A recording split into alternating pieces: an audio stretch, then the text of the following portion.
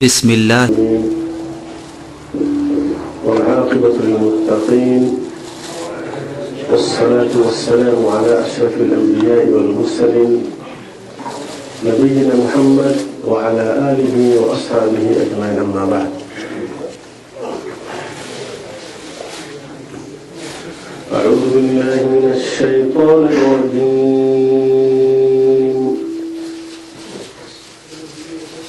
إن ربكم الله الذي خلق السماوات والأرض في 6 أيام ثم استوى على العرش يعلم ما يلج في الأرض وما يخرج منها وما ينزل من السماء وما يعرج فيها وهو معكم أينما كنتم والله بما تعملون بصير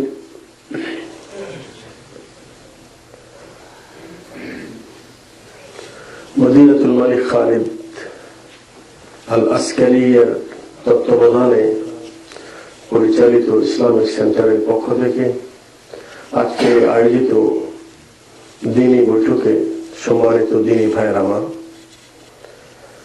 আজকের এই সংক্ষিপ্ত বৈঠকে যে বিষয় নিয়ে আমরা আলোচনা করব সেটা হলেই যে প্রত্যেক মুসলমানকে কিছু জ্ঞান অর্জন করা ফরজে আইন। শরীয়তের পরিভাষায় ফরজকে 2 ভাগ করা হয়েছে, একটা হলো ফরজে আইন আর একটা হলো ফরজে কিফায়া। প্রত্যেক মুসলমানকে বালেগ হওয়ার পর থেকে নিয়ে মৃত্যু পর্যন্ত সর্ব অবস্থায় সালাত আদায় করা প্রত্যেকের উপর ফরজে আইন। এই সালাতের না কোনো কাফারা আছে, না এই সালাতের কোনো বদল আছে। এটা হলো ফরজে আইন, প্রত্যেককেই সালাত আদায় করতে হবে। ঠিক তেমনি দ্বীনের বিষয়ে কিছু জ্ঞান, কিছু ইলম এমন আছে যে এই ইলম প্রত্যেক ব্যক্তিকে অবশ্যই তাকে শিখতে হবে। এটা হলো ফরজে আইন। আর ফরজে কিফায়া যেটা, সেটা হলো যে প্রত্যেক মুসলমানের উপরেই ফরজ, কিন্তু কিছু সংখ্যক মুসলমান যদি ওই কাজটি করে নেই তাহলে বাকি মুসলমানের পক্ষ থেকে ফরজ আদায় হয়ে যায়। এটাকে বলে ফরজে কিফায়া। যেমন কোন ব্যক্তি যদি এলাকাতে, আপনার নিজ এলাকায় যদি কেউ মারা যায়, তাহলে ওই এলাকার প্রত্যেক মুসলমানের জন্য ওই ব্যক্তিকে দাফন করানো, ওই ব্যক্তির জানাজার সালাত আদায় করা, জানাজার নামাজ পড়া প্রত্যেকের উপর ফরজ। কিন্তু এই ফরজটা হলো ফরজে কিফায়া, অর্থাৎ কিছু সংখ্যক মানুষ যদি ওই ব্যক্তির সালাতে জানাজায় শরীক হয়, তাকে দাফন করে, তাহলে বাকি লোকের পক্ষ থেকেও আদায় হয়ে যাবে। এটাও ফরজে কিফায়া।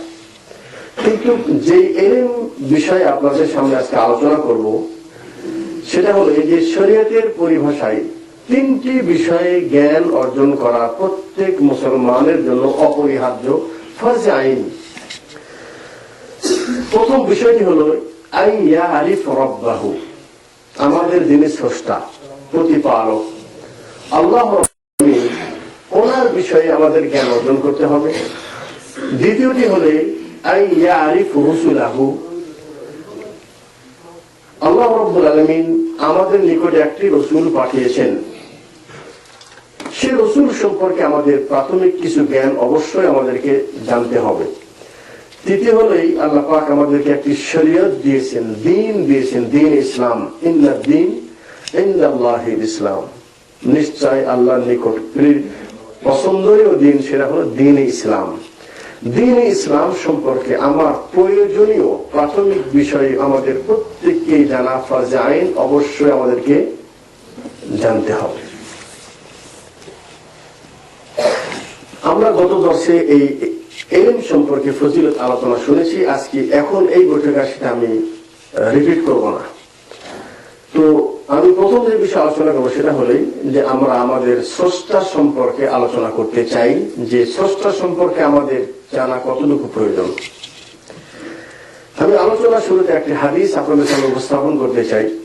সে হাদিসটা হলেই মুআবিয়া বিন হাকাম আস-সুলামি রাদিয়াল্লাহু তাআলা আনহু, উনি বলেন যে আমার নিকট একটি দাসী ছিল, মহিলা চাকরানী। সে দাসী ছাগল চড়াত। তো একদিন সে একটি ছাগলকে হারিয়ে ফেলে দিয়েছে। তো আমি রাগ হয়ে তার গালে একটা জোরে চড় দিয়েছি, থাপ্পড় মেরেছি তার চেহারায় মারা নিষেধ, যে কেউ হোক না কেন চেহারার উপর মারা যায় না।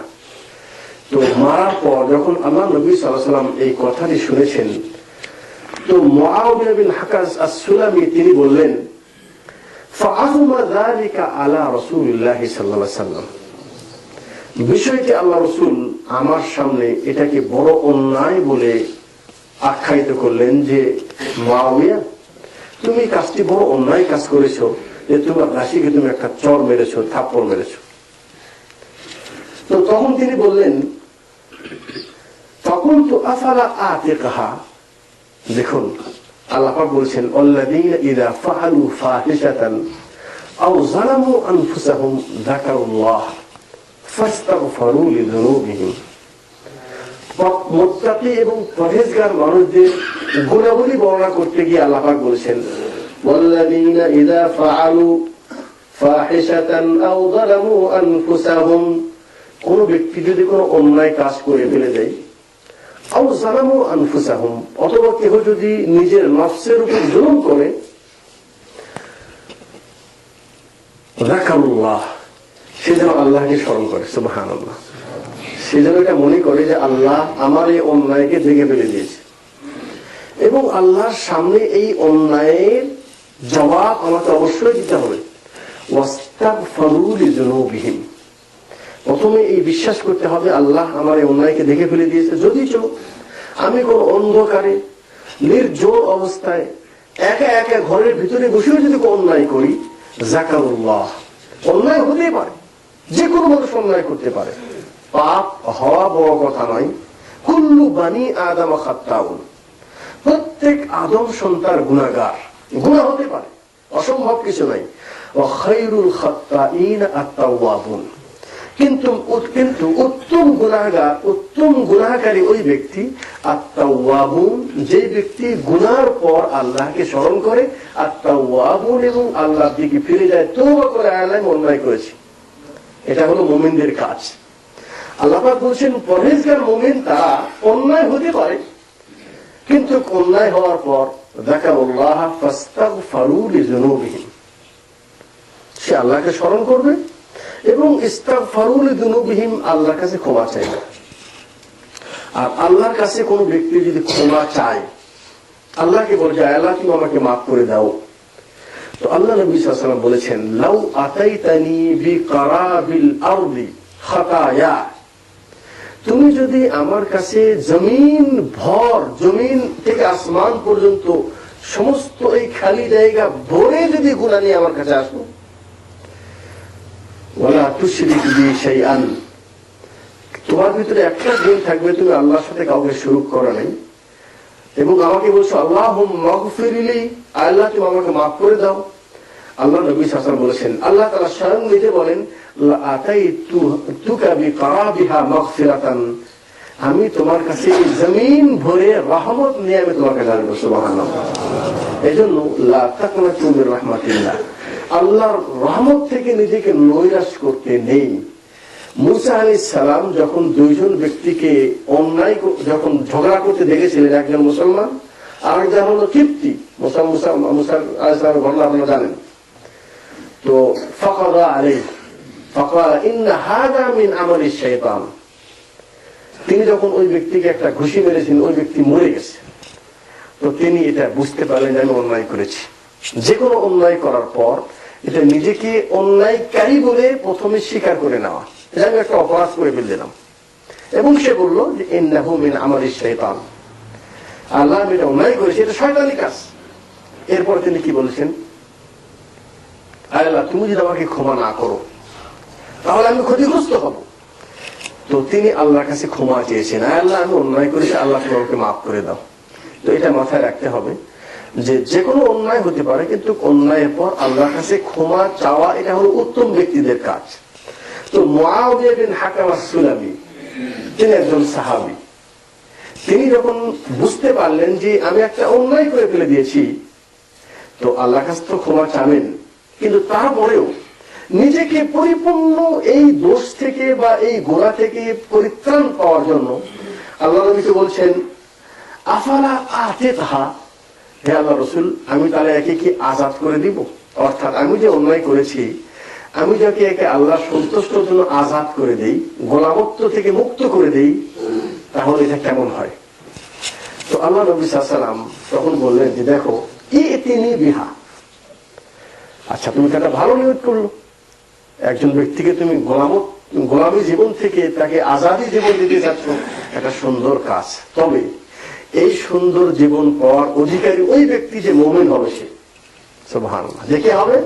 মুমিন, ওই ব্যক্তি হবে। ইতিনি বিহা, তুমি তোমার ওই দাসীটাকে আমার কাছে নিয়ে আসো। ক্বালা ফাজিতু বিহা, তিনি বললেন আমি তাকে নিয়ে আসলাম। তিনি বললেন এখন পরীক্ষা নিচ্ছে এই দাসীকে, এখন আপনাকে আমি যে আলোচনার বিষয়টা কি, আল্লাহ সম্পর্কে জ্ঞান। এখন তাকে পরীক্ষা নিচ্ছে আল্লাহ রাসূল সাল্লাল্লাহু আলাইহি ওয়াসাল্লাম যে এই মুসলমান কি মুসলমান না। তাকে প্রশ্ন করতে পারতো যে তুমি আল্লাহ বলে মানো, তুমি আল্লাহ সম্পর্কে কি জানো, জিজ্ঞেস করতে পারতো। তিনি কোনো জিজ্ঞেস করলেন, তিনি ডাইরেক্ট কি জিজ্ঞেস করলেন, আইনাল্লাহ, বললেন বলো তো আল্লাহ কোথায় আছে? কি বললেন? আল্লাহ কোথায় আছে? আমি আমার এই ক্লাসে আমার ছাত্রদের জিজ্ঞেস করেছি, আল্লাহ নবী ওই মুসলমানকে মুসলমান কিনা এটা জানার জন্য তাকে জিজ্ঞেস করলো আইন আল্লাহ, আল্লাহ কোথায়। আমি আমার ছাত্রকে জিজ্ঞেস করছি আপনি বলুন আল্লাহ কোথায়? একজন উত্তর দিয়েছে আল্লাহ সব জায়গায় আছে। আরেকজনকে জিজ্ঞেস করছি বলুন তো আইন আল্লাহ, আল্লাহ কোথায়? সে বলছে যে আল্লাহ তো মানে সব জায়গায় আছে, যত আল্লাহ তত কাল্লা, এটা যেটা শুনেছে সেটাই। আরো যদি জিজ্ঞেস করেছে বলেন তো আপনি বলুন আল্লাহ কোথায়? বলছেন আল্লাহ আরশের উপরে। না, একজন বলেছে আল্লাহ ফিল কলব। তিনটা প্রশ্ন আছে, একজন আছে আল্লাহ সব জায়গায় আছে, আরেকজন আছে আল্লাহ অন্তরে আছে, আর আরেকজন উত্তর দিয়েছে যে আল্লাহ আরশের উপর আছে। তখন আমি বললাম আমাদের এই বৈঠকটা কাদের বৈঠক? মুসলমানদের বৈঠক। এটা সবাই নিশ্চিত, এখানে একজন অমুসলিম নেই। আমি যদি এই প্রশ্ন এখনো আপনাদের এই বৈঠকে নির্দিষ্ট করে আমি এই প্রশ্ন যদি করি, আমার বিশ্বাস উত্তর এই তিনটাই আসবে। নাকি ভুল এটা? মাশাআল্লাহ, আলহামদুলিল্লাহ। না, এটা কেন বলছি, যারা শেখের কাছে আসছেন তারা উত্তর ঠিকই দেবেন। ওই একটা উত্তর ঠিক দিয়েছে কে? যে নিয়মিত ক্লাসে আসে। আর যে নিয়মিত ক্লাসে আসে না, এ সম্পর্কে ধারণা নাই, সে ব্যক্তি কিন্তু এই ধরনের উত্তরই দিবে। ঠিক আছে না? তাহলে আমি তখন তাকে বললাম যে আইনাল্লাহ, আল্লাহ কোথায়? আল্লাহ নবী জানার জন্য এই ব্যক্তি মুসলমান কিনা জিজ্ঞাসা করলো আইনাল্লাহ, আল্লাহ কোথায়? ক্বালাত, ওই লন্ডি এবং দাসী বলল ফিস সামা, আল্লাহ আসমানের উপরে। ক্বালা, আল্লাহ রাসূল বললেন মান আনা, আমি কে? ক্বালাত আনতা রাসূলুল্লাহ, বলেন আপনি আল্লাহর রাসূল। ক্বালা আতিকহা ফাইন্নাহা মুমিনা, একে আযাদ করে দাও, এ মুমিনা। তাহলে সে চিনেছে আল্লাহ কোথায়, সে চিনেছে আমি কি আল্লাহর রাসূল। এই দুটা জ্ঞানে যখন পরিচয় দিয়েছে, আমল সেটা তো পরের বিষয়। বলছেন এই দুটা জ্ঞান যার কাছে আছে ওই ব্যক্তি মুসলমান। আমি এই হাদিসের আলোকে আপনারাই উত্তর দেন। আল্লাহ নবী বলছেন ওই মহিলাটি উত্তর দিয়েছে আল্লাহ আসমানে আছে, আল্লাহ নবী বলেন সে মুসলমান। আচ্ছা, যে ব্যক্তি বলছে আল্লাহ অন্তরে আছে, যে ব্যক্তি বলছে আল্লাহ সব জায়গায় আছে, তাহলে এই হাদিসের আলোকে তাকে কি বলবেন? আপনারা বলবেন, কি বলবেন? আপনি মেহেরবানি করে আজকের এই দর্শের পরে আপনি নিয়োগ করে যান, নিয়োগ করে দেশে যে আপনি যাকে সবচেয়ে বড় হুজুর বলে মনে করেন, সাধারণ পাবলিককে নয়, সবচেয়ে বড় আলেম যাকে মনে করেন আপনি তাকে এই প্রশ্নটা করবেন, আইন আল্লাহ, আল্লাহ কোথায়? কি প্রশ্ন করবেন? আইন আল্লাহ, আল্লাহ কোথায়? তারপর দেখেন উত্তর কি এই দাসী উত্তর আসে নাকি উত্তর কোনটা আসে। আমার যেটা খালাস, আমি আলোচনার মাঝে কথা বলে না, আমার যেটা অভিজ্ঞতা সেটা হলেই যে আমাদের দেশের প্রায় 95% মুসলমান, সে সাধারণ মানুষ হোক অথবা জেনারেল শিক্ষিত হোক অথবা মাদ্রাসা শিক্ষা লোক হোক অথবা সে মাদ্রাসার প্রিন্সিপাল হোক অথবা বড় আলেম হোক না কেন, আমার মনে হয় এই প্রথম প্রশ্নই তারা ফেল করে বসে পড়বে। এবং আল্লাহ রাসূল সাল্লাল্লাহু আলাইহি ওয়াসাল্লামের এই হাদিসের আলোকে আপনারা কি উত্তর দিলেন তা আপনারা উত্তর দিয়েছেন, আমি কিন্তু দিই নাই। তাহলে আপনাদের এই ক্ষুদ্র জ্ঞান যদি মনে করেন যে আল্লাহ সম্পর্কে জ্ঞান না থাকার কারণে ওই ব্যক্তি আল্লাহর রাসূলের নিকটে মুসলমান বলে গণ্য হবে না, তাহলে সেই দিনও হয় নাই, আজকেও হবে না। তাহলে বলুন, এখন আল্লাহ সম্পর্কে আপনার জ্ঞানের প্রয়োজন আছে কিনা? আছে। তাহলে আমরা প্রথমেই যে আল্লাহর বিষয়ে আমরা জানবো সেটা হলো এই যে এই পৃথিবী আল্লাহ পাক যে তৈরি করেছেন। আল্লাহ পাক সূরা হাদীদে বলেছেন, ওয়াল্লাযী খালাকাস সামাওয়াতি ওয়াল আরদা ফি সিত্তাতি আইয়াম। আল্লাহ পাক জমিন এবং আসমানকে 6 দিনে সৃষ্টি করেছেন। কয় দিনে সৃষ্টি করেছেন? তাহলে প্রথমে আপনাকে ঈমান নিয়ে আসতে হবে আল্লাহ সম্পর্কে, যে পৃথিবীর স্রষ্টাকে আল্লাহ। এবং তিনি স্রষ্টা কেমন? তিনি এমন একজন স্রষ্টা, এই পৃথিবী সৃষ্টিও করেছেন এবং ইউদাব্বিরুল আমর, এই পৃথিবী পরিচালনাও তিনি একক করেন। তিনি তিনার বিষয়ে সূরা ইখলাস আল্লাহ বলেছেন, কুল হুয়াল্লাহু আহাদ, বলো যে আল্লাহ এক, আল্লাহুস সামাদ। এবং আল্লাহর গুণ কি? তিনি অমুখাপেক্ষী, তিনি কারো কাছে মুখাপেক্ষী নয়। কারো কাছে কি মুখাপেক্ষী নয়? বিধায় যারা এই কথা বলবে যে তোমাকে সৃষ্টি না করলে আল্লাহ পৃথিবী সৃষ্টি করতো না, তাহলে আল্লাহকে আল্লাহ রাসূলের মুখাপেক্ষী? অসম্ভব। আল্লাহ কারো মুখাপেক্ষী নয়। লাম ইয়ালিদ ওয়া লাম ইউলাদ, তিনি নিজেও জন্মগ্রহণ করেন নাই, তিনি কাউকে জন্ম দেন নাই। ওয়ালাম ইয়াকুল লাহু কুফুয়ান আহাদ, এবং তার সমকক্ষ কেউ নেই। এটা হলো আল্লাহর সম্পর্কে একটা পরিপূর্ণ ধারণা। যাকে আপনি ইলাহ বলে মানবেন, যারা আপনি ইবাদত করবেন, তার ভিতরে এই গুণগুলি থাকতে হবে। তিনি অমুখাপেক্ষী। তাহলে পৃথিবীতে যত ধর্ম আছে, ইহুদ তারা জুবাইর আলাইহিস সালামকে তার আল্লাহর বেটা বলে মানে, তার সম্পর্কে বাড়াবাড়ি করে। খ্রিস্টান নাসারা যারা আছে তারা ঈসাকে ইবনুল্লাহ বলে এবং তারা তার ইবাদত করে এবং তাকে ইলাহ বলে মানে। তারা 3 ইলাহ মানে, ঈসা, মারিয়াম এবং আল্লাহ। আরো যারা অমুসলিম হিন্দু যারা আছে, আমি ভারতেও দেখেছি, ভারতে লেখাপড়া করেছি, তো সেখানে আমি সচক্ষে যেটা দেখেছি সেটা হলো, আমি এখানেও কথা বলি যে সেখানে হিন্দুরা ইয়াবুদ কুল্লা শাই ইল্লাল্লাহ, পৃথিবীর সব জিনিসের ইবাদত হিন্দুরা করে আল্লাহ ছাড়া। গঙ্গায় মনে করে গোসল করলে গুনাহ মাফ, ঝরঝর করে টাকা ফালাচ্ছে গঙ্গার উপরে। গাছ, একটা আশ্চর্য গাছ দেখলে তাকেও পূজা করে, আগুন দেখলে সেজদা করে, মানুষ দেখলে সেজদা করে, সুন্দরী নারী দেখলে সেজদা করে। ইয়াবুদ কুল্লা শাই ইল্লাল্লাহ, আল্লাহর জন্য সেজদা করে না, আর বাকি সব জিনিসে তারা সেজদা করে। তাহলে যাদেরকে যারা ইবাদত করে, আচ্ছা আমরা কতদূর না যে আমাদের মুসলমানের ভিতরে আমরা যারা আল্লাহ ছাড়াও অন্য কাউকেও ইলাহ বানা দিতে চাই, বলবেন কই, কেউ তো ইলাহ বানায় না। বানাই, আপনারা জানেন না। তাই গত 10-এও আমি বলেছি, কাইফা তুহিব্বুন নবী সাল্লাল্লাহু আলাইহি ওয়াসাল্লাম, নবীকে কিভাবে ভালোবাসবেন, এই আলোচনা বলেছিলাম। সেটা হলো এই, যারা বলে ওহি থে জো জমি পে মুস্তফা খুদা বনকর উতার পরে জমিন পে মুস্তফা বনকর, যারা বলে যে উনি আসমানি আল্লাহ হিসাবে ছিল কিন্তু জমিনে আসেন রাসূল হিসাবে। নাউজুবিল্লাহ এখানে বলছেন, কিন্তু বাংলাদেশে এটা বললে সুবহানাল্লাহ বলতো। আচ্ছা, তারপরে কি বলে? বলছেন আসলে ওনার নাম আহমদ, মিমটা শুধু কেটে দিলে হয়ে যায় আহাদ। নাউজুবিল্লাহ, পার্থক্য শুধু মিমের। মিম থাকলে মোহাম্মদ, আহমদ আর মিম না থাকলে আহাদ। এটা কিন্তু হিন্দুদের কথা নয়, এটা ইহুদ নাসারাদের কথা নয়, এটা আমার আপনার মতো হাজি গাজী মুসলমান সালাত আদায়কারী নামাজি বক্তা, বড় বড় বক্তাদের এই বক্তব্য। তাহলে আমাদের আজকের আলোচনায় জানতে হবে যে আসলেই কি রসুল সম্পর্কে এই ধারণা ঠিক এবং আল্লাহ সম্পর্কে ধারণা ঠিক? তাহলে আল্লাহ বলছেন অমুকাফিক, যারা মোহাম্মদকে আল্লাহ বলে মানে, নাউজুবিল্লাহ। এই জন্য আল্লাহ নবী সাল্লাল্লাহু আলাইহি ওয়াসাল্লাম যখন ইন্তেকাল করেছিলেন, ওমর রাদিয়াল্লাহু তাআলা তরবারি দাঁড়িয়ে আছেন। যে ব্যক্তি বলবে মোহাম্মদ ইন্তেকাল করেছে, আমি তার শরীর থেকে তার মাথাকে দ্বিখণ্ডিত করে দিব, পৃথক করে দিব। ওমর যে বিশ্বাস করেছে যে আল্লাহ নবী মরতে পারেন না সেটা নয়, কিন্তু তার একটা আবেগ, সেটা ওইটা মেনে নিতে পারছিল যে আল্লাহ নবী ইন্তেকাল করেছেন।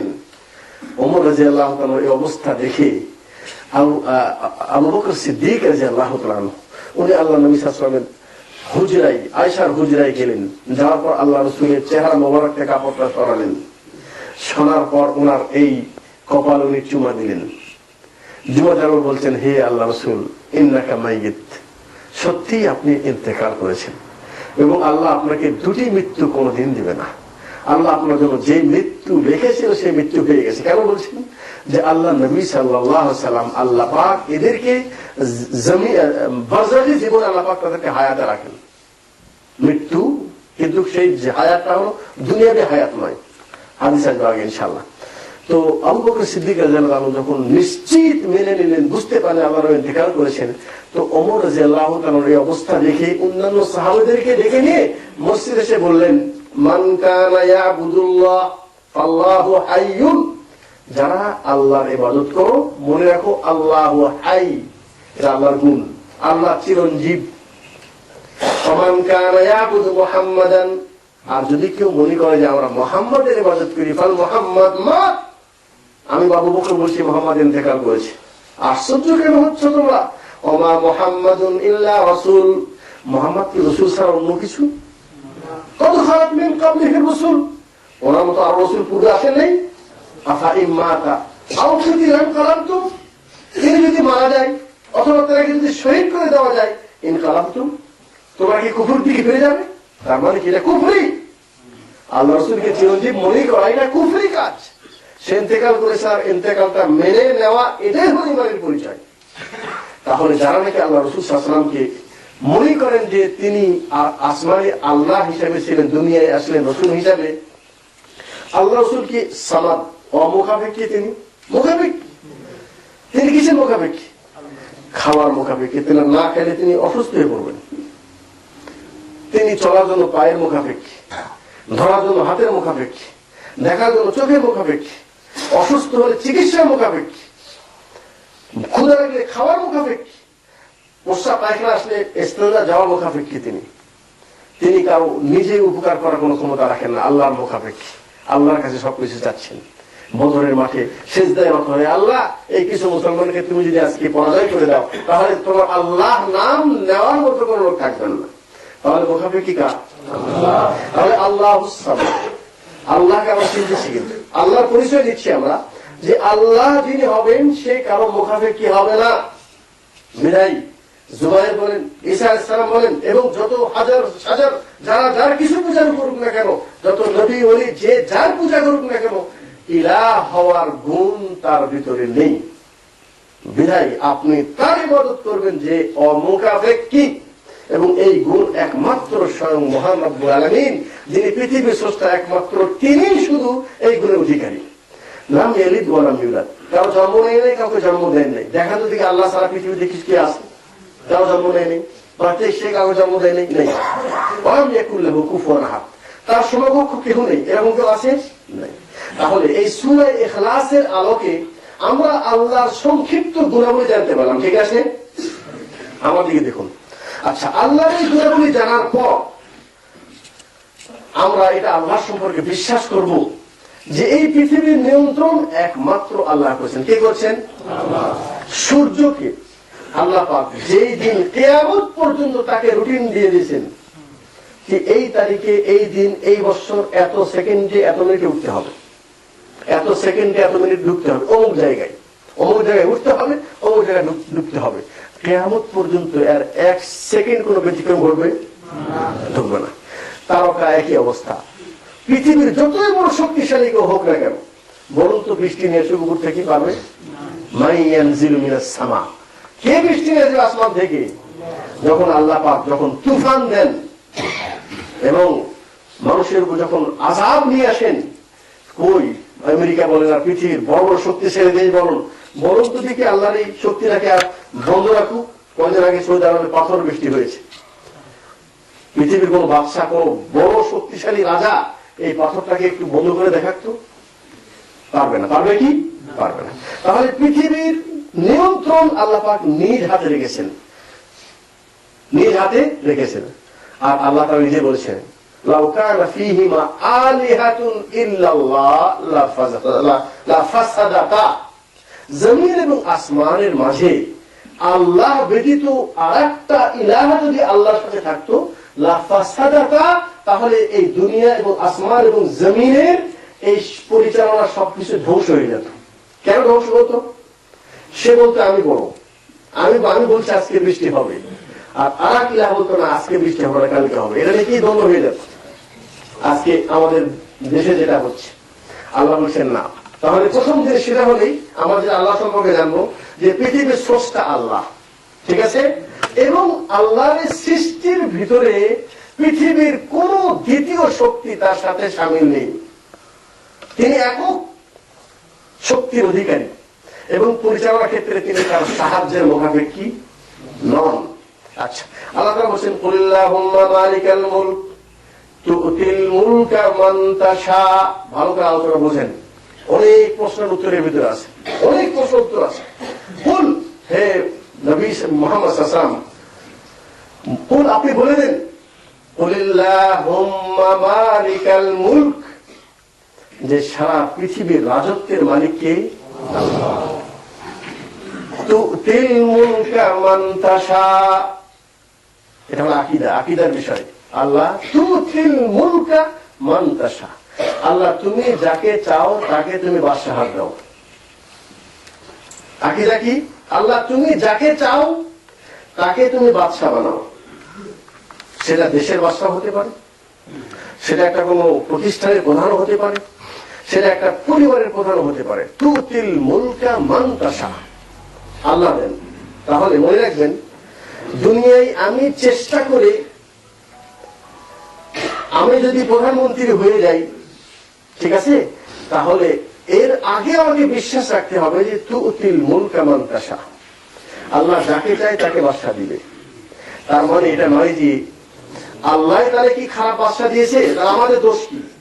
হ্যাঁ, আমাদের দোষ হলেই আল্লাহ বলছেন তুমি যদি ভালো হও তোমার নেতৃত্ব আসবে ভালো, আর তুমি যদি মন্দ হও তাহলে তোমার নেতৃত্ব আসবে মন্দ।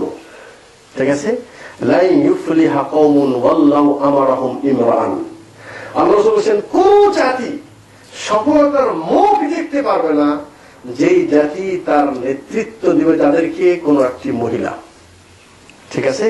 আর আপনি মনে করতেন যে এই মহিলা না হয় ওই মহিলা, এর সাথে গেলে মনে হয় শান্তি পাওয়া যাবে, ওই সাথে গেলে অসম্ভব। হাদিস, আপনি একা একজন ইমাম, ইন্না ইব্রাহিমা কানা উম্মাতান, আল্লাহ বলেছেন ইব্রাহিম একা একটা উম্মত ছিল। ইব্রাহিম একা একজন, বহু মানুষের উম্মত বলা হয়েছে ইব্রাহিমকে। কেন? যে সকল উম্মত যে কাজ করতে পারে না, ইব্রাহিম একাই সেই কাজ করেছে, এজন্য ইব্রাহিমকে উম্মত বলেছে। আল্লাহ নবী সাল্লাল্লাহু আলাইহি ওয়াসাল্লাম বলেছেন যে কোন ফিতনা যদি চলে আসে, যে ফিতনার কারণে আপনার আকীদা বাঁচানো অসম্ভব, আপনার আমল বাঁচানো অসম্ভব, তাহলে প্রয়োজনে আপনি পাহাড়ে গিয়ে বকরি চড়ে খাবেন, প্রয়োজনে আপনি আপনার ঈমান বাঁচাতে গিয়ে আপনাকে বিরিয়ানি খেতে হবে না, কিন্তু আপনার ঈমান বাঁচাতে হবে। এই বিষয়ে আলোচনা আগামীকালকে আসবে ইনশাআল্লাহ তাআলা। প্রয়োজনে আপনি গাছের শিকড় খেয়ে বাঁচবেন, কিন্তু কোনোভাবেই কোনো কারণে ইসলামের সাথে অন্য কোন জিনিস ভেজাল করার মতো অধিকার আল্লাহ পাক কাউকে দেয়নি। কথা বুঝে আসলো? সর্ব অবস্থায় আপনি দিনকে অটল ভাবে রাখতে হবে। এই জন্য ইমাম মালিক রাহিমাহুল্লাহ, আল্লাহ নবী সাল্লাল্লাহু আলাইহি ওয়াসাল্লাম যুগে যখন সেই বাদশা তাকে বাধ্য করেছে যে আপনি ফতোয়া দেন জবরদস্তি কারো স্ত্রীকে তালাক নিয়ে বিবাহ করা যাবে। ইমাম মালিক বলছেন দলিল নেই, কোরআন হাদিস থেকে দলিল না থাকলে ফতোয়া দেওয়া যায় না, ইলম না থাকলে ফতোয়া দেওয়া না জায়েজ। জ্ঞান আছে বলুন, না থাকলে বলেন লা আলাম, জানি না। উনি বলছেন যে দেখেন খনিকের জন্য ফতোয়া দেন, এখন তো ফেতনা, বাদশা চাচ্ছে যে এই ফতোয়া আসুক, আর বাদশা সকল আলেমদেরকে বাধ্য করেছে। এটাই মনে রাখবেন, হকপন্থী মানুষের সংখ্যা খুবই কম হয়, অটল যারা দিনের উপর থাকে এদের সংখ্যা খুবই কম। মানুষ দেখে, সংখ্যা দেখে, জনগণ দেখে কাউকে হক বলে চেনা যায় না। ইমাম মালিক আজকে থেকে আরো কত বছর, সেই আল্লাহ নবীর 100-150 বছর পরেই, 100 বছর পরেই তার এখানে দুনিয়ায় চলে আসতেছেন। তো সেই সময় যদি এত বড় ফেতনা হয় যে দুনিয়ার সকল আলেম ফতোয়া দিচ্ছে বাদশার খুশনুদি হাসিল করার জন্য জবরদস্তি তালাক নেওয়া যাবে, ইমাম মালিক বলছেন না। বলছেন আপনি একাই পারবেন, আপনি একাই ফতোয়া দিচ্ছেন, আপনার জুলুম নির্যাতন, জেল খায় ভোলাকে, একে জেলে রাখো, জেলে রেখে প্রত্যেকদিন বের করে তাকে প্রহার করা হয়। ইমাম মালিকই কানে এসে বলে যে ওস্তাদ এত কষ্ট সহ্য করতেন, তো একটু সাময়িক যদি একটু মন থেকে না দিয়ে যদি মুখে একটা ফতোয়া দিয়ে দেন ঠিক আছে চলবে, তারপর তওবা করলেন। ইমাম মালিক বলছেন এটা দলিল, এটা দলিল, কোন দলিল থাকবে নিয়ে আসো। আর দলিল নেই। ইমাম মালিকের এই কষ্ট সহ্য করা দুনিয়ায় সহজ, কিন্তু কিয়ামতের দিন যদি আমাকে আল্লাহ জিজ্ঞাসা করে মালিক তুমি ইচ্ছা করেও ভুল ফতোয়া কেন দিয়েছো, তাহলে আমি কত লজ্জিত হব সেই দিন। সেই দিনের লজ্জিত হওয়া আমার জন্য কঠিন, আজকের এই কষ্টে যাইতে সুবহানাল্লাহ। আমি যে জিনিসটা বুঝাতে চাচ্ছি, আমি কিন্তু আপনারা কেউ প্রশ্ন করেছেন যে আমরা এখন অনেক বড় ফেতনায় আছি, কিন্তু আলোচনার অটোমেটিক এর মধ্যে চলে আসলো, তাই নিয়ে আসলাম। তো ইমাম মালিক রাহমাতুল্লাহ সেই যুগে যদি সবগুলো আলেম, 6টা আলেম শুধু বাকি ছিল যারা প্রথম অবস্থায় ফতোয়া দেয় নাই, পর্যায়ক্রমে আস্তে আস্তে বাকি সবগুলো ভয়ে হোক ভীতিতে হোক এরাও ওই বাদশার পক্ষে ফতোয়া দিয়েছে। একমাত্র ইমাম মালিক অটল হয়ে আছে না, হক নাম হলো, এটার নাম হলো হক। হাসিবান নাস আইয়ুতরাকু আইয়াকুলু আমান্না ওয়া হুম লা ইফতানুন, মনে করেছেন এখান থেকে তাওহীদ শিখেছি, শিরক শিখেছি, দেশে যা বললাম যে হুজুর মিলাদ করা যায় না। এখন দেশের মানুষ বলতেছে এবার কোন পাগল আসলো বিদেশ থেকে, সৌদি আরব থেকে পাগল আসলো, এই পাগলকে বের করে দাও। আপনি ভয় পেয়ে খালাস, আর কথাও বলেন না, আপনি ওই সব অনুষ্ঠানেও যাচ্ছেন, মনে করতেছেন কি করি, করার কিছু নেই। আজকের ইমাম মালিকের ইতিহাস থেকে শিক্ষা নিন। আপনাকে যে বিল্ডিং করতে হবে এটা আল্লাহ বলে নেই, আপনাকে সুখের জীবন যাপন করতে হবে এটা আল্লাহ বলে নেই, কিন্তু আল্লাহ আপনাকে মুসলমান হিসেবে দায়িত্ব দিয়েছে যে বাল্লিগু আন্নী ওয়ালাউ আয়া, একটা সত্য আয়াত যদি তোমার কাছে থাকে সেটা অপরকে তুমি পৌঁছে দাও সত্য ভাবে। তাহলে ইমাম মালিক রাহমাতুল্লাহ আলাইহি সেই যুগে একক ব্যক্তি, সব আলেম একদিকে, ইমাম মালিক একদিকে। তাহলে আজকে যদি আমরা বলি অধিকাংশ আলেম ভুল করতেছে, তাহলে এটা কি মানতে কষ্ট হবে? 1400 বছর পর এটা মানতে কষ্ট হওয়ার কথা নয়। তাহলে এত বড় একটা ফতোয়া মাত্র, বাস, এটা কোন আকীদার বিষয় না।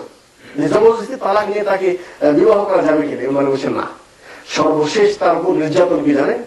ইমাম মালিককে উটের পিছনে বেঁধে, এমন একটি উটের পিছনে বাঁধা হয়েছে যার পাতলা পায়খানা হয়েছে, নাউজুবিল্লাহ।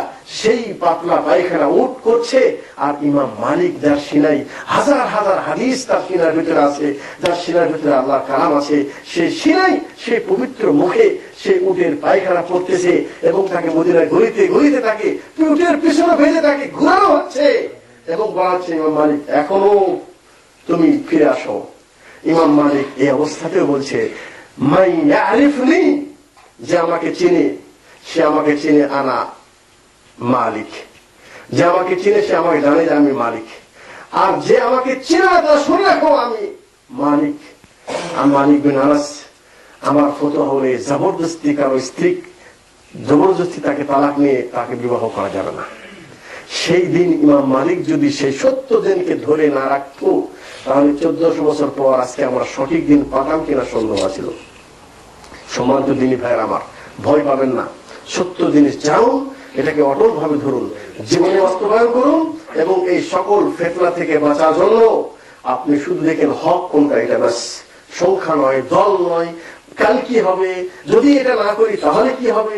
কুলিল্লাহুম্মা মালিকাল মুলক, পৃথিবীর রাজত্ব আল্লাহর হাতে, তুতিল মুলকা মান তাশা, আল্লাহ যাকে চায় তাকে বাদশাহ দেয়। আল্লাহ যাকে চায় তাকে ইজ্জত দেয়, যাকে চায় তাকে লাঞ্ছনা করে। এটা মালিক কে? আল্লাহু আকবার। তুমি একজন নাস্তিক মহিলা, তুমি যে একটা মাজারে যে তুমি ভোট চাও, আর সেখানে গিয়ে তুমি মনে করো যে এখান থেকে যদি আমি ভোটের কাজ শুরু করি তাহলে মনে হয় সফল হয়ে যাব। আল্লাহ পাক এই ধরনের নাস্তিককে ওই কখনো ভোটে জিতায়ও দেয়। জিতে এই জন্য দেয় তার যেন ওর কুফরে আরো বেশি নিমজ্জিত করার জন্য, কুফরে আরো ডুবে যাওয়ার জন্য, শিরকের ভিতরে আরো ডুবে যাওয়ার জন্য আল্লাহ তার রশিকে ঢিল দিয়ে দেয়। ঠিক আছে, তুই বিপদে যাচ্ছি, বিপদেই যা, তোকে ওই পথে ধরবো আমি। সম্মানিত দিন ভাই আমার, আজকের এই আলোচনা আসার একটু পূর্বে আমাদের শেখ মুস্তাফিজ সাহেব বলছেন যে আমার এক ছাত্র এখানে বেচারা বিবাহের পর 20 বছর সন্তান পায় নাই, না পাওয়ার পর তার ইমান ডগমগায়ে গেছে। দেশে গেলে যখন আরেকজন প্রতিবেশী বলে আরে তুমি সন্তান পাও নাই, তো আরে আমার আর প্রতিবেশী অমুক মাজারে যে মানত করেছে ওর সন্তান হয়েছে। ও বেচার মা ইয়ারিফ রাব্বাহু, আল্লাহ সম্পর্কে তার জ্ঞান নেই, ও এখন দুর্বল হয়ে গেছে। আল্লাহ কি বলছেন? ইয়াহাবু লিমান ইয়াশাউ ইনাথা, এর আয়াত, ইয়াহাবু লিমান ইয়াশাউ ইনাথা ওয়া ইয়াহাবু লিমান ইয়াশাউ যুকুর আও ইউযাওয়িজুহুম যুকরানান ওয়া ইনাথা ওয়া ইয়াজআলু মান ইয়াশাউ আকিমা।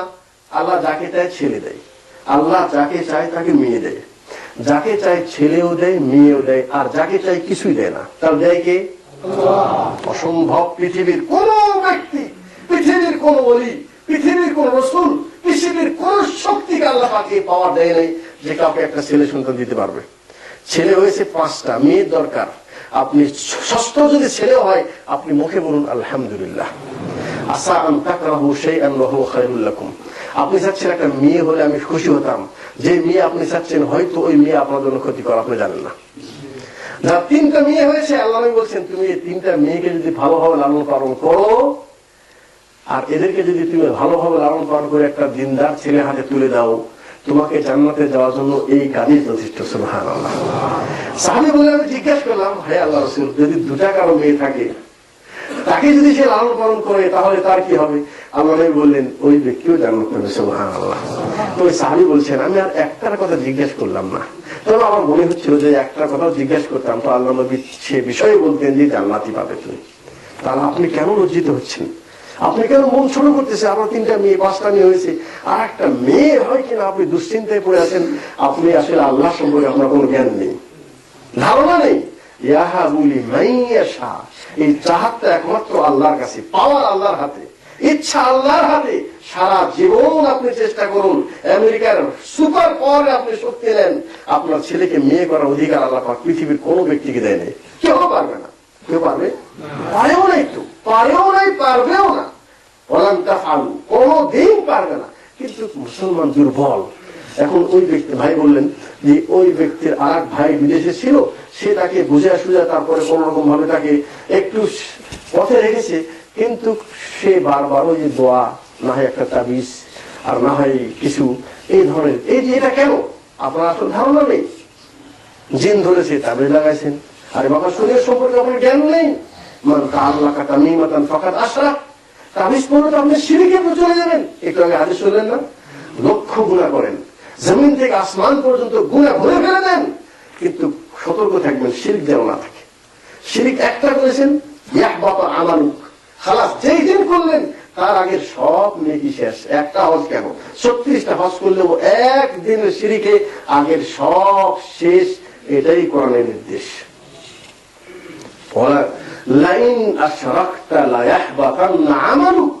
আল্লাহ রসুল আপনিও যদি শিরিক করেন, যেই দিন করবেন তার আগের সব নেকি শেষ।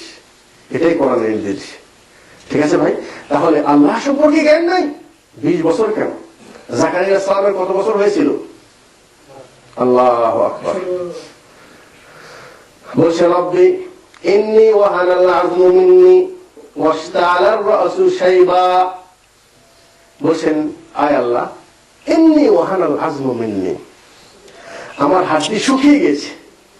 ওয়াশতাআলার রাসু শাইবা, আমার মাথাতেও বার্ধক্যের চিহ্ন চলে আসছে, চুল সব সাদা হয়ে গেছে, হাড়টির ভিতরে কোনো মগজ নেই।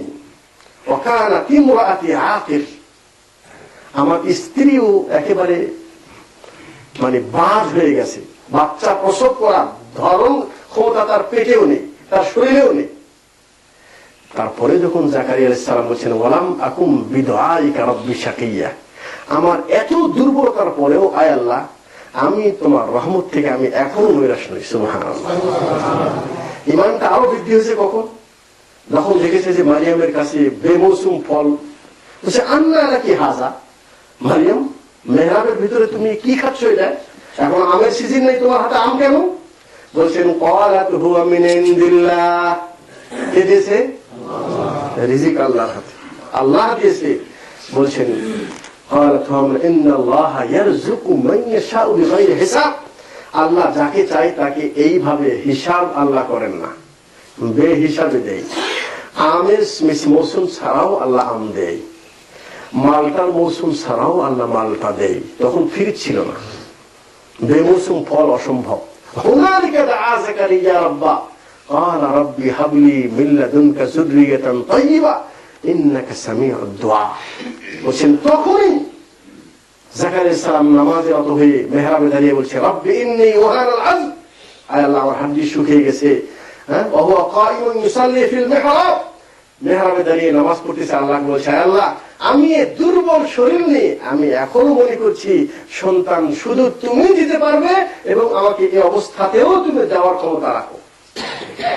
কারণ মৌসুমবিহীন ফল দিয়েছো মারিয়ামকে, তো আমাকে মৌসুমবিহীন সন্তান আল্লাহ তুমি দিতে পারো। এই ধরনের আশা নিয়ে যখন সে ওয়া কায়িমুন ইউসাল্লি ফিল মিহরাব আনজাল্লাহ ইউবাশশিরুকা বিয়াহইয়া, আল্লাহ বলছেন আমি এখন তোমাকে এই আজকেই আমি তোমাকে ইয়াহিয়ার মতো নেক নবী সন্তানের সুসংবাদ তোমাকে দিলাম। সুবহানাল্লাহ। আল্লাহকে চিনতেন তিনি তাওহীদ চিনতেন, তিনি নবী, নৈরাশ হওয়ার কিছুই নেই। সম্মানিত দিনী ভাইয়ের আমার, আলোচনা কিন্তু ওই দিকে চলে গেলে 3 ঘন্টা লাগবে, ঠিক আছে? তো আল্লাহর পরিচয় সম্পর্কে আপনাদেরকে বলছিলাম যে আল্লাহ স্রষ্টা, পৃথিবীর নিয়ন্ত্রণ একমাত্র আল্লাহর হাতে। কোন ব্যক্তি যদি মনে করে যে আল্লাহর এই পরিচালনার ক্ষেত্রে কারো সামান্যতম দখল আছে, কেউ সুপারিশ করতে পারবে, কেউ ওনাকে কোনো কিছু করতে বাধ্য করতে পারবে, তাহলে ওই ব্যক্তি বড় শিরকের ভিতরে লিপ্ত হলো। এটার নাম হলো তাওহীদুর রুবুবিয়্যাহ, আল্লাহকে রব এবং প্রতিপালক সম্পর্কে মানা। বড় আশ্চর্যের বিষয় সেটা হলো এই কোরআন বলছে যে আল্লাহ নবীর যুগে যে মুশরিক কাফের ছিল, ওয়া ইন সাআলতাহুম মান খালাকাস সামাওয়াতি ওয়াল আরদ, যে এই পৃথিবী কে সৃষ্টি করেছে, কে সন্তান দেয়, কে রিজিক দেয়। দেখেন মান ইয়ারযুকুকুম, এই আয়াত ভালো করে বুঝেন। বলছে ওয়া ইন সাআলতাহুম মান খালাকাস সামাওয়াতি ওয়াল আরদ কুল মান ইয়ারযুকুকুম মিনাস সামাই ওয়াল আরদ, বলছে বলো তো তোমাদের জমিন এবং আসমান থেকে রিজিক কে দেয়, কে তোমার শ্রবণ শক্তির মালিক, কে দৃষ্টি শক্তির মালিক, ওয়া ইখরাজুল হাইয়্যা মিনাল মাইয়িত, কে মৃত থেকে জীবিত বের করে, জীবিত থেকে মৃত বের করে, ওয়া ইউদাব্বিরুল আমর। দেখুন বলছেন পৃথিবী পরিচালনা কে করে। এটা যদি মক্কার মুশরিকদেরকে জিজ্ঞাসা করো ফাসায়াকুলুনা আল্লাহ, তারা অবশ্যই উত্তর দিবে আল্লাহ। কি উত্তর দিবে? আল্লাহ। তাহলে সেই যুগের মুশরিকদের ঈমান ছিল তাদবীর, আল্লাহর পরিচালনার ক্ষেত্রে কোনো শরীক নেই, কোনো শরীক। রব বলে তাকে আল্লাহকে মানত, এই বিশ্বাস তাদের ছিল। তাদের ত্রুটি ছিল উলুহিয়াতে। আর দুঃখের বিষয় আজকাল মুসলমান, কতজন মুসলমান মাজারে যে সম্মান চাচ্ছে, টাকা যাচ্ছে, বিদেশি আসার ব্যবস্থা চাচ্ছে, এটার সংখ্যা কম না বেশি? তাহলে সেই যুগের মুশরিকরা উত্তম নাকি আজকাল মুসলমানরা উত্তম? মুশরিকরা যে কাজ করেনি তার চেয়ে নিকৃষ্ট কাজ করতে আজকে মুসলমান। আরো আশ্চর্য হয়ে যাবেন, আলোচনা আসবে সামনে ইনশাআল্লাহ। আল্লাহ নবী সাল্লাল্লাহু আলাইহি ওয়াসাল্লাম নূরের তৈরি নাকি মাটির তৈরি? আজীব। বলছে মুশরিক কাফেররা তারা বিশ্বাস করেছে, দেখতেছে সচক্ষে, মা লিহাদা রাসূল ইয়াকুলুত তাআম ওয়া ইয়ামশি ফিল আসওয়াক, আমরা তো দেখছি তো মানুষ, আব্দুল্লাহর বেটা, আমিনার বেটা। বলছেন ইয়াকুলুত তাআম, মানুষ খানা খায়, সেও খানা খায়। ইয়ামশি ফিল আসওয়াক, আমরাও বাজারে যাই, সেও বাজারে যায়। আমরা অসুস্থ হয়, ও অসুস্থ হয়। আমাদের ক্ষুধা এনে খানা খাই, ও ক্ষুধা এনে খানা খায়। বলছেন এই আবার কেমন রসুল হলো? আমাদের মতোই। তার মানে কি? সেই যুগের মুশরিকরা তারা বিশ্বাস করেছে যে আল্লাহ রসুল সাল্লাল্লাহু আলাইহি ওয়াসাল্লাম উনি কি ছিলেন? মানুষ ছিলেন। লাউলা উনজিলা ইলাইহি মালাকুন, তারা বলেছে যে আল্লাহ তুমি আমাদের মাঝে ফেরেশতা পাঠাওনি কেন? ফেরেশতা কিসে তৈরি? আর আজকাল মুসলমান কি বলতেছে? আছি। তাহলে সেই মুশরিকরা তারা বিশ্বাস মানে মানুষ হওয়ার কারণে তারা মুসলমান হয় নাই, আর আপনি জবরদস্তি বলছেন সে ফেরেশতা ছিল, জবরদস্তি বলছে সে নূরে তৈরি ছিল। আসমানে যাচ্ছে মেরাজের জন্য, প্রথম আসমানে যাচ্ছে, আবু আলাইহিস সালাম আছেন, জিবরাইলকে জিজ্ঞাসা করেছে মান মাআক, জিবরাইল আপনার সাথে আরেকজন কে? বলছেন ইবনুকা মুহাম্মদ। কি বলছেন? আপনার ছেলে মুহাম্মদ। কি বলছেন? আপনার ছেলে। আবু আলাইহিস সালাম সবার পিতা না? আপনার ছেলে মুহাম্মদ। তো উনি যখন পরিচয় পেয়েছেন তখন বলছেন আসসালামু আলাইকা ইয়া আবি, হে আমার পিতা আপনার প্রতি সালাম বর্ষিত হোক। উনি তখন সালাম দিলেন আসসালামু আলাইকা ইয়া ইবনি, হে আমার ছেলে তোমার প্রতি সালাম বর্ষণ হোক। ছেলে উত্তর কি দিচ্ছে? ওয়ালাইকুম সালাম ইয়া ওয়ালাদি, হে আমার পিতা আপনার প্রতি সালাম বর্ষিত হোক। তাহলে পিতা মাটি সন্তান নূরে, এটা কোন ধরনের কথা? তো এই ধরনের মানে অবাস্তব জিনিস আজকে মুসলমানদের ভিতরে। কারণ রসুল সম্পর্কে জ্ঞান নাই, জানা নাই, যা বলছে তাই শুনছে। একটু আগে শুনলেন না, অন্ধ হলে যা হয় তাই, সামনে গর্ত নাকি রাস্তা জানেন না, বলছে চল যাচ্ছেন, ডানে ডানে বায়ে বায়ে, সামনে গর্ত একে রাস্তা, অন্ধ কিছু জানা নাই। চোখ থাকলে বুঝতে পারবেন সামনে গর্ত আছে নাকি রাস্তা আছে। সোমবার দুদিন ভাই আমার, আল্লাহকে রব বলে মানতে হবে, এটা প্রথম কাজ। এবং আল্লাহর পরিচয়ের ক্ষেত্রে আমার মনে হয় সংক্ষিপ্ত ধারণা দিয়েছি যে আল্লাহ সম্পর্কে আমাদের কত ত্রুটি আছে। দ্বিতীয় সেটা তাওহীদ উলুহিয়া, আল্লাহকে এক বলে মানতে হবে, যত ইবাদত আছে আল্লাহ ছাড়া কারোর জন্য করা যাবে না। তৃতীয় হল আল্লাহর আসমা ও সিফাত, আল্লাহর কিছু নাম আছে, গুণাবলী আছে। আগে যেরকম শুনলেন আইন আল্লাহ, আল্লাহ কোথায় আছে, এই পরীক্ষায় যেরকম ফেল, অথচ কোরআনে মাজিদের ভিতরে আল্লাহ পাক 7 জায়গায় বলেছেন। কত জায়গায়? ইন্না রাব্বাকুমুল্লাহুল্লাযী খালাকাস সামাওয়াতি ওয়াল আরদ ফি 6 আইয়ামিন সুম্মা ইসতাওয়া আলাল আরশ ওয়া কানা আরশুহু আলাল মা। পৃথিবী সৃষ্টির পূর্বে আল্লাহর আরশ ছিল পানির উপরে। আল্লাহ পৃথিবী সৃষ্টির পর, আসমান জমিনকে সৃষ্টি করার পর আল্লাহ তাআলা আরশ 7ম আসমানের উপরে অবস্থান করেছেন। সুবহানাল্লাহ। আর আল্লাহ তাআলার অবস্থান কোথায়? ইস্তাওয়া, উনি 7ম আসমানে, আসমানের উপরে, আরশের উপরে উনি সমন্বিত হয়ে আছেন। তাহলে আল্লাহ সম্পর্কে কোরআন বলছে আল্লাহ কোথায় আছেন? আরশের উপরে, আসমানের উপরে। আপনি বলছেন সব জায়গায়, কেউ বলছেন অন্তরে। এটা কিন্তু ছোটখাটো বিষয় নয়। ওই হাদিসের আলোকে একটা মুসলমান হবে, সবগুলো মুসলমান হবে না। যে বলছে আসমানের উপর আছে সে মুসলমান, আর বাকি যে যা বলুক না কেন, হ্যাঁ দলিল দিবেন আল্লাহু মাআকুম আইনামা কুনতুম, দলিল কোরআন থেকে দেয়। বলছেন আল্লাহু মাআকুম আইনামা কুনতুম, তুমি যেখানে আসো আল্লাহ তোমার সাথে আছে। আরে বাবা, আল্লাহর সাথে বাথরুম গেলে আল্লাহ আমার সাথে আছে?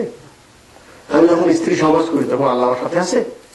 প্লেনে যখন উঠেছি তখন আল্লাহর সাথে আছে? তো এটা ভুল ব্যাখ্যা।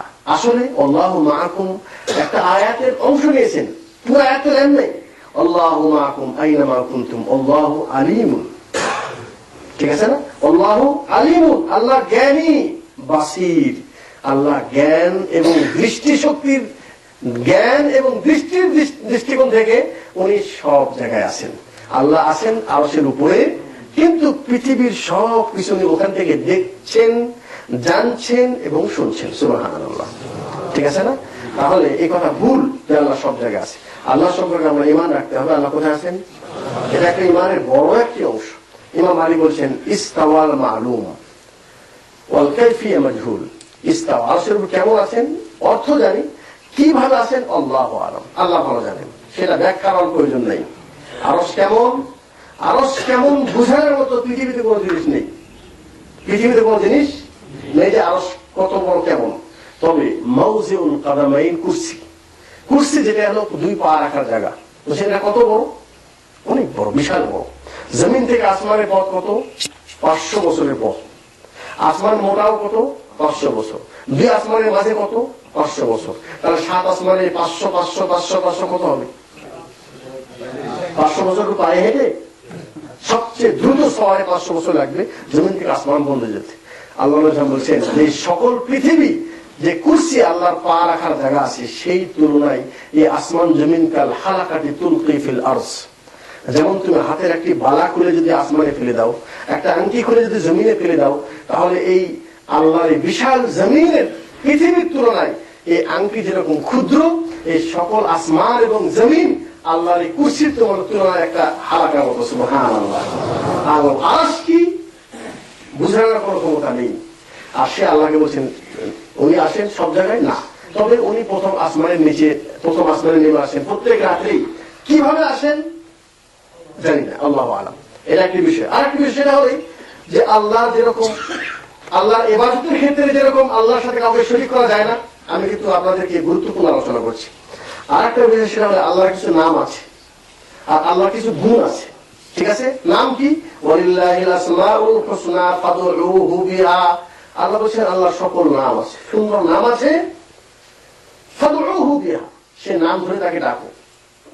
দোয়া যেটা করবো না, এর জন্য আল্লাহ বলেন ওয়াবতাগু ইলাইহিল ওয়াসিলা, আল্লাহর জন্য ওসিলা চাও। ওসিলা বলতে ব্যক্তি নয়, ওসিলা বলতে নেক আমল। ভালো আমল করেছেন, ওমরা করতে গিয়েছেন, হজ করেছেন, আল্লাহকে বলেন আল্লাহ তুমি ওমরাটা কবুল করে নাও। আল্লাহ এই ওমরার ওসিলায় আল্লাহ তোমার মা বাপ তুমি ক্ষমা করে দাও, আমাকে মাফ করে দাও, আত্মীয় স্বজনকে মাফ করে দাও। এটা হলো আমলের ওসিলাই। রব্বানা ইন্নানা আমান্না ফাগফির লানা, আল্লাহ ঈমান নিয়ে আসছি, আল্লাহ একটা ভালো কাজ করেছি, আল্লাহ এই ওসিলায় তুমি ফাগফির লানা, আল্লাহ আমাকে ক্ষমা করে দাও। 10 টাকা সদকা করলেন, আল্লাহ তুমি এটাকে কবুল করে নাও। এই ওসিলায় আমার বাচ্চারা অসুস্থ আছে, আল্লাহ তুমি তাকে সুস্থ করে দাও। এটা হলো নেক আমলের ওসিলা। আল্লাহর কাছে চাচ্ছেন দয়া, আল্লাহ তুমি রহমান, তুমি দয়ালু, আল্লাহ তোমার নামের ওসিলায় তুমি আমার প্রতি দয়া করো। তাহলে আল্লাহর নাম নিয়ে ডাকা যায়। এই জন্য আব্দুর রহিম নাম যদি হয়, তাহলে শুধু রহিম বলা ডাকাটাকে ঠিক না, কারণ রহিম আল্লাহর গুণ, আল্লাহর সিফাত। সে রহিমের বান্দা, সে রহিম নয়। আব্দুর রাজ্জাক নাম হলে আব্দুর রাজ্জাক বলে ডাকতে হবে। শুধু রাজ্জাক ডাকলে, রাজ্জাক মানে রিজিক দাতা, তার সে রিজিক দাতা নয়, সে রিজিক দাতার বান্দা। ঠিক আছে? তো আল্লাহ বলছেন তার সুন্দর সুন্দর নাম আছে এবং তার গুণ আছে। গুণ কি? আল্লাহ তিনি শোনেন, আল্লাহ জানেন, আল্লাহ দেখেন। আল্লাহ বলছেন ইন্নী খালাকতু বিয়াদাই, আমি হাত দিয়ে আদমকে সৃষ্টি করেছি। তাজরি বিআইনিনা, নৌকাটি আমার চোখের সামনে চলছিল, বাসির আমি দেখতে পাচ্ছি, দেখি। ঠিক আছে না? কুল্লু মান আলাইহা ফান ওয়া ইয়াবকা ওয়াজহু রাব্বিকা যুল জালালি ওয়াল ইকরাম। আল্লাহ বলছেন পৃথিবী সব ধ্বংস হয়ে যাবে, আল্লাহর চেহারা মোবারক বাকি থাকবে।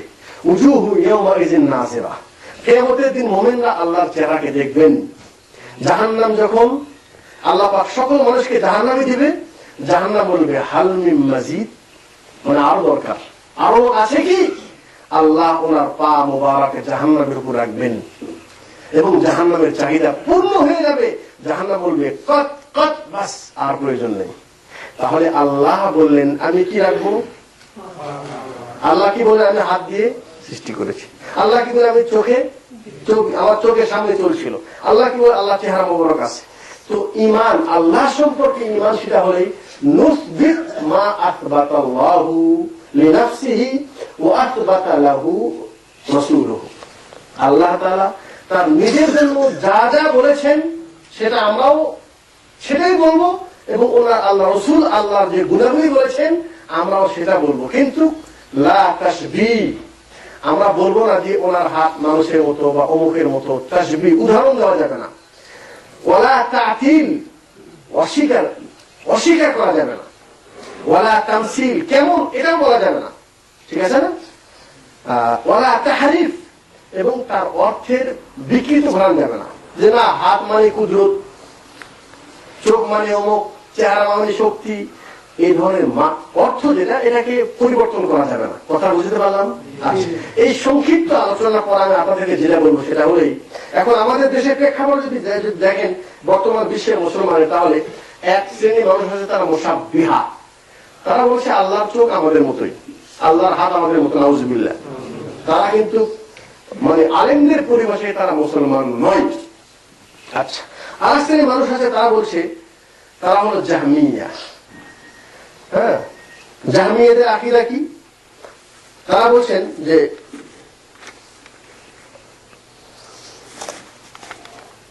সকল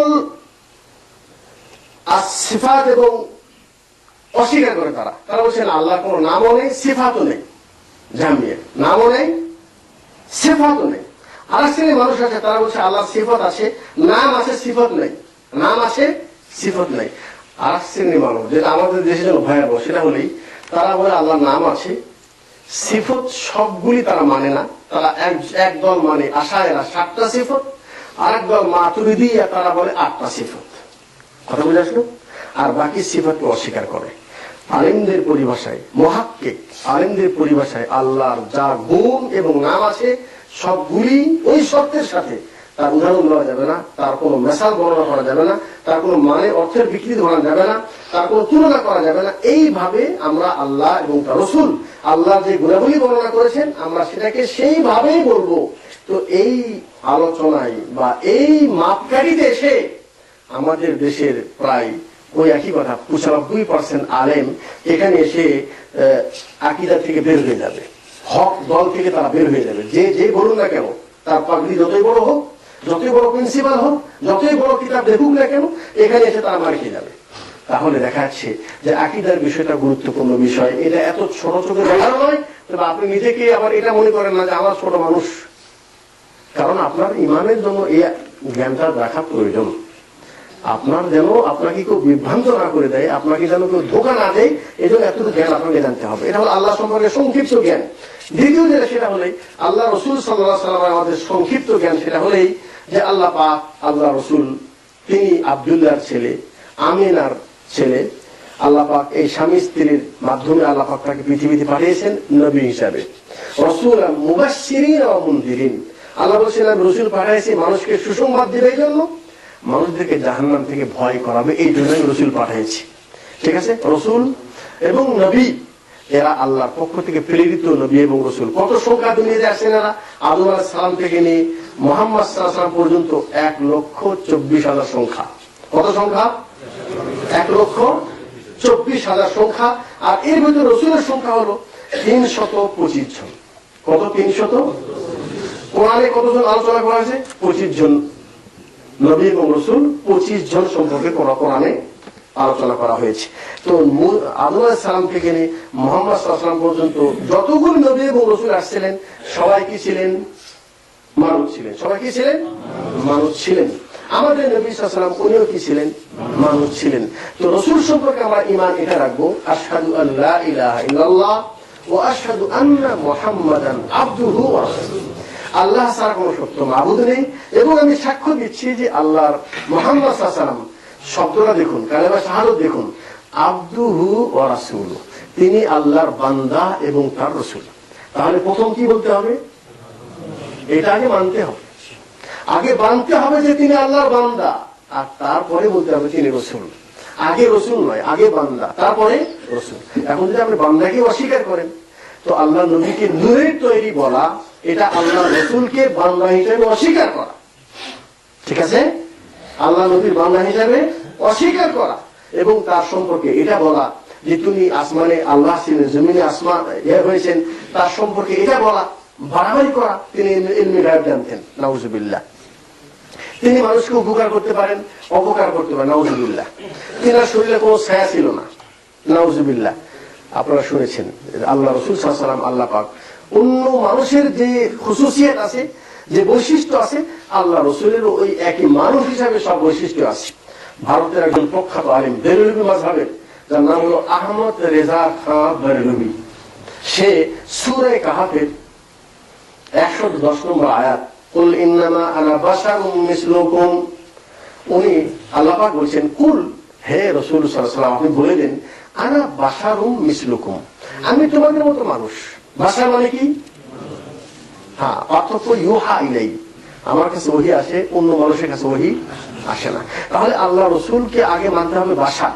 আর তিনি এখানে তর্জমা করেছেন, কুল, হে রাসূল বলে দেন, ইন্না, নিশ্চয়, মা বেশক, মা আনা বাশারুম মিসলুকুম, मैं तुम्हारे जैसे बशर नहीं हूं, नाउजुबिल्लाह।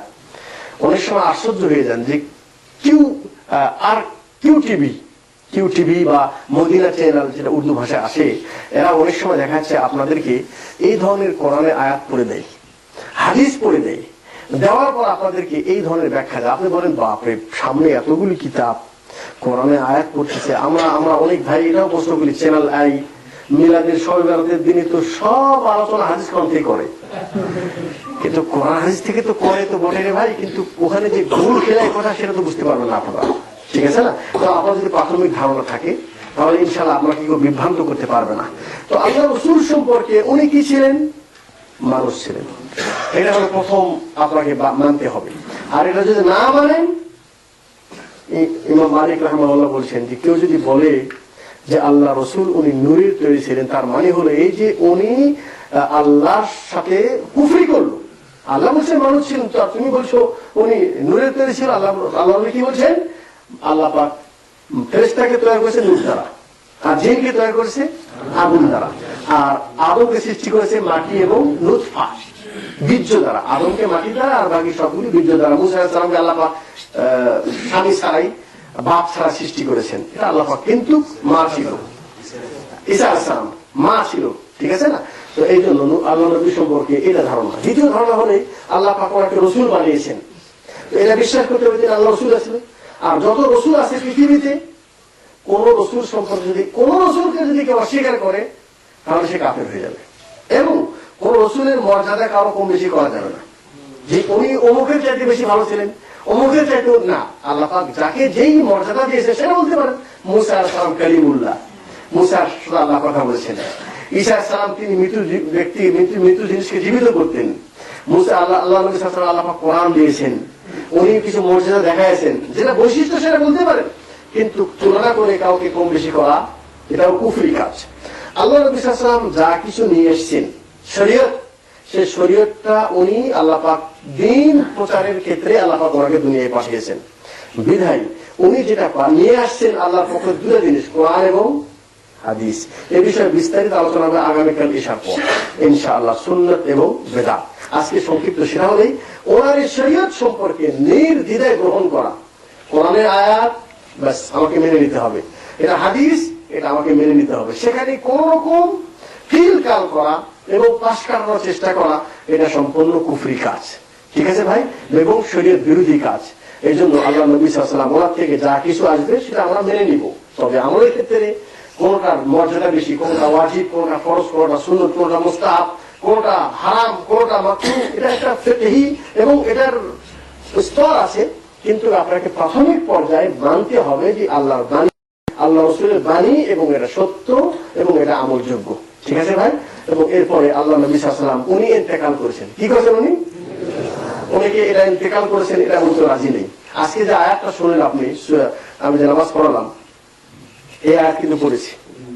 তো আমি এই আয়াতটি যখন আমার ওখানে একটা বায়াদিয়ার বিলাতে যে একজন ভাই বলছেন, সে বলছে যে ওটা অন্য দেশের মানুষের নাম নেব না, সে বলছে যে ভাই আর আয়াত তো বহু আয়াত আছে কোরআনের, তো নামাজের ভিতরে এই কুল ইন্নামা বাশারুন এই আয়াতটা পড়ে যেন আপনারা মানে ওই আল্লাহ নবীকে তাওহীনের আয়াতটা বেশি পারেন। নাউযুবিল্লাহ মিন যালিক। তাহলে এই আয়াতে আল্লাহ নবীকে তাওহীন করা হয়েছে মানুষ বলে?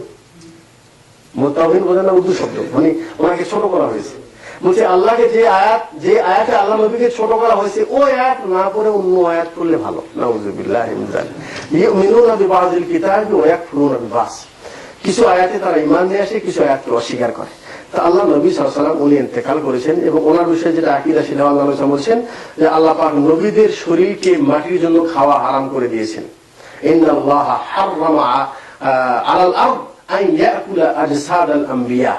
আল্লাহ রাসূল বলেছেন যে মাটির জন্য এটা হারাম, যে কোন নবীর শরীরের অংশ কেউ মাটি খেতে পারবে না।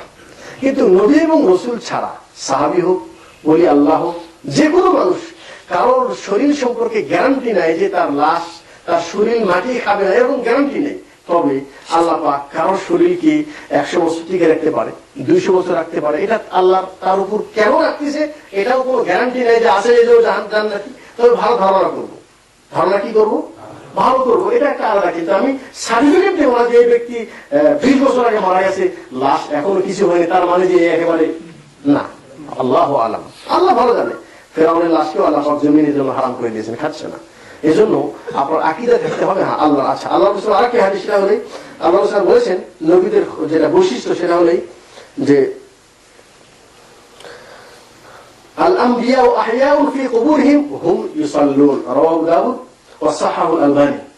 রাওয়াহু আবু ইয়ালা ওয়া সাহাহু আল আলবানী। আল্লাহ সেটাকে সহিহ বলেছেন। বলছেন আল্লাহ নবী সাল্লাল্লাহু আলাইহি ওয়াসাল্লাম যারা নবী এবং রাসূল হন তারা কবরে জীবিত আছেন। ওহুম ইউসাল্লুন, তারা নামাজও পড়েন। আচ্ছা, আল্লাহ যখন মেরাজে যাচ্ছিলেন তখন বাইতুল মুকাদ্দাসের পূর্বে হামরা এই ধরনের একটা জায়গার নাম। আল্লাহ বললেন আমি ওখানে মুসা আলাইহিস সালামের কবরের পাশে দিয়ে হেঁটে যাচ্ছিলাম এবং আমি দেখছিলাম যে মুসা আলাইহিস সালাম কবরে সালাত আদায় করতেছেন। সুবহানাল্লাহ।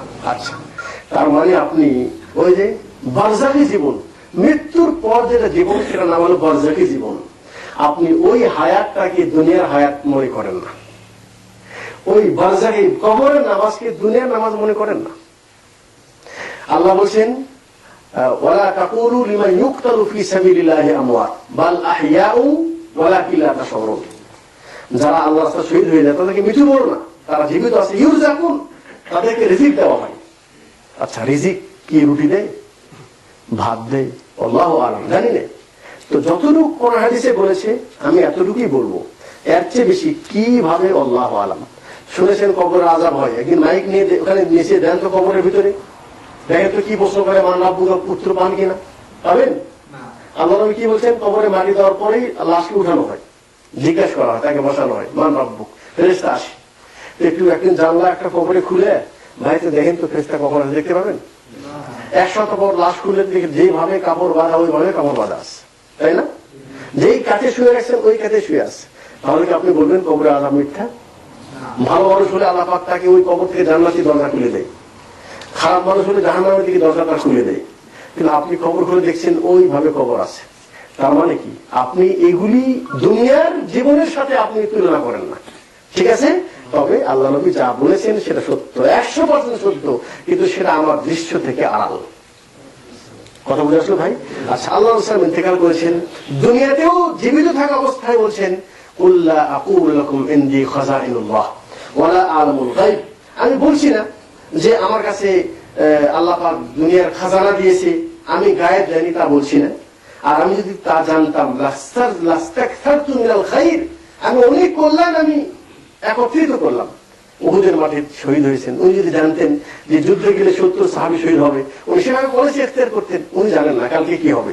ওমা তাদরি নাফসুম মাযা তাকসিবু গাদা, কোন নফস, কোন জান জানে না যে মাযা তাকসিবু গাদা, কালকে কি করবেন। ওমা তাদরি নাফসুম বিআইয়ি আরযিন তামুত, আপনার মৃত্যু কোথায় আসবে কেউ জানে না। তবে আল্লাহ নবী এবং রাসূলকে আল্লাহ পাক ইখতিয়ার দেন, মৃত্যুর সময় বলেন যে আপনি মৃত্যুবরণ করবেন নাকি দুনিয়ায় থাকবেন। এই বিষয়ে আল্লাহ রাসূল বলছেন যে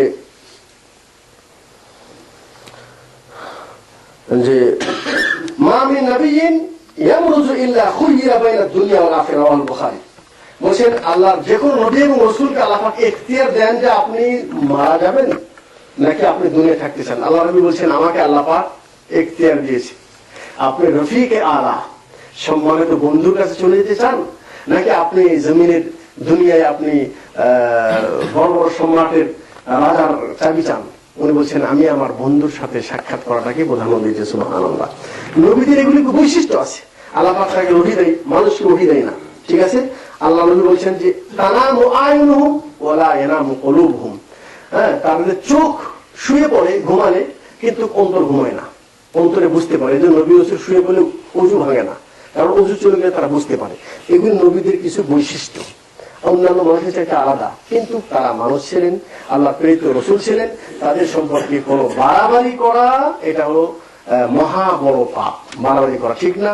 এই জন্য সম্মানিত দিনী ভাই, আল্লাহ এবং রাসূল সম্পর্কে আমাকে অতি সংক্ষেপ আলোচনা করতে হয়েছে, কারণ আপনাদের কারণে, আপনাকে মনে কি কালকে ডিউটি আছে। আমি আলোচনাগুলি একেবারে বলেন একেবারে খুবই সংক্ষিপ্ত করে নিয়ে অল্প একটু ধারণা দিয়েছি। তবে দিনের বিষয়ে আরো গুরুত্বপূর্ণ বিষয় আগামীকালকে দর্শ, যেটা হবে মাগরিব পর হালাল উপার্জনের প্রয়োজনীয়তা বা ফজিলত এবং সুদের ভয়াবহতা, এই বিষয়ে মাগরিব পর, আর এশার পর সুন্নত এবং বেদাত। আমি আলোচনাটা আপনাদেরকে এইভাবে সেটিং করেছি, আমার ভাই আমাকে ফোন করে বলেছে যে আলোচনার বিষয়টা আগেই দিতে হবে।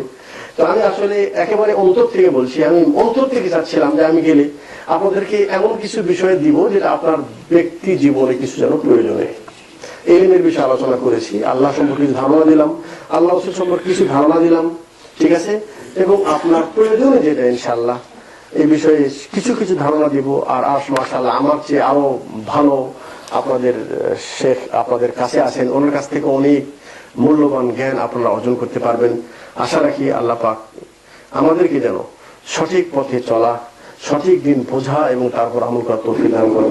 ওয়া আখিরু দাওয়ানা আলহামদুলিল্লাহি রাব্বিল আলামিন। জাযাকাল্লাহু খাইরান।